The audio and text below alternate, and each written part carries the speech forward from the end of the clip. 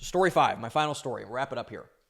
So I eventually got out of that scenario. I got out of corporate world. I got out of the debt. I got out of debt. I got in deeper. Actually, I took a loan out of my 401k. I did a lot of really not great stuff. But I eventually got it out. I built a lot of wealth. I'm sitting in a beautiful home now. I'm doing very well financially compared to a lot of other people. I'm really happy with where I'm at, to be honest. I'm really optimistic about my financial future. And so, basically I remember, but what I was missing was the peace element, the internal peace about myself.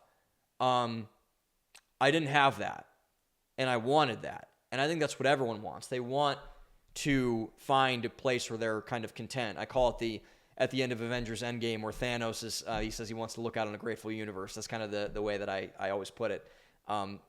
Maybe not shout out to Thanos, but shout out to Thanos. And so I wanted to get to that, but I didn't have that. I was looking for it in a lot of wrong places. I was looking for it in women. I was looking for it in status. I was looking for it in money, looking for it in corporate promotions, whatever that might be. But I couldn't find it. I couldn't find the peace that I really wanted. And so David Goggins has this great quote that I love repeating all the time. You can find peace, but you got to go to war first, and go to war with yourself first. And I believe that's spot on, true, accurate, everything. But it's about what type of peace that you seek that you'll find. And so I remember a big part of this was that it's happened a couple of times in recent years because I'm an adult now. I remember the first time I've seen my dad cry 3 times, only 3 times. One was when my dog growing up, when my dog died, that was very sad, and my dad was really close to my dog. I saw him cry then. He cried at my friend Dylan's funeral. He cried because my sister made him cry, which is hilarious because my sister, so Dylan was cremated and they had his ashes at the front and everyone could have a moment. And so apparently my sister, when she walked up, she said, "Goodbye, Dylan." And that just apparently just wrecked my dad. And she did the same thing at my grandma's funeral. It was funny, but also very sweet and adorable in that way. But that wrecked my dad, and my dad cried from that. But the first time I ever saw my dad cry, the second time I ever saw my dad cry was when I was moving to Boston. We had like a going away party for me, and a lot of people that I love were there. Like a lot of my family was there, everything else. And my dad makes this kind of toast speech thing, whatever. And he says that he's proud of me, and his voice breaks and he starts to tear up a little bit. And that had never happened to me ever. And I remember I cried a lot from that when my dad said that he was proud of me. My dad said that he was proud of me his entire life, but like to see how much it meant to him, that I did it and I crested the mountain for the time being. And that meant a lot, because why it was so important to me was that I finally got approval from the person that I revered and still revere to the most immense degree in my entire life. And he said it. I gave a eulogy at Dylan's funeral.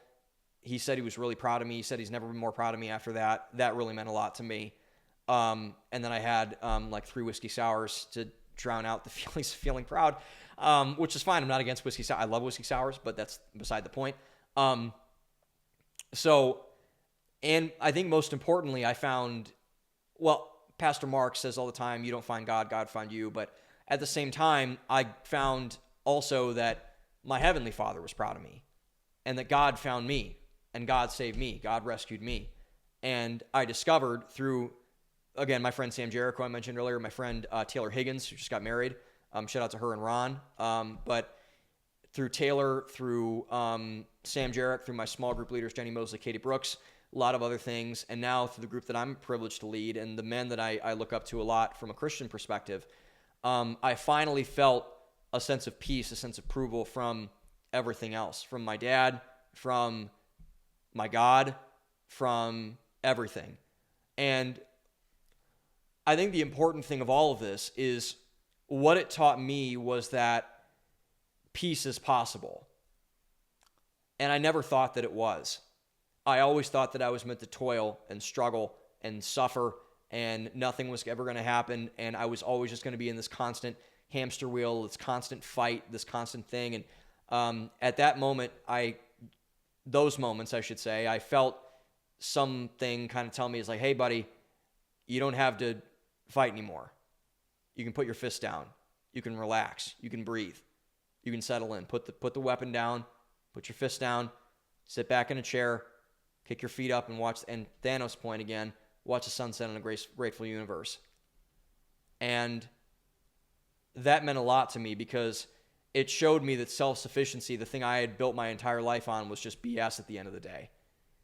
Because you can't get there by yourself. You need other people to help you. And you should be self-sufficient. You should work outrageously hard, so hard that you want to puke. I do that all the time. But at the end of the day, you need to come to terms with what you do and how you conduct yourself in the world. And that was that moment for me. And that was really important. So the feeling of peace, man, that's I've been feeling it a lot more recently. I've gotten to some bad patterns of striving and self-sufficiency, but I'm feeling it more recently, and I really like it. It really feels good. It feels good. And I think that's important for everyone to feel. And I really hope everyone who watches this gets to a point where they can feel that. So,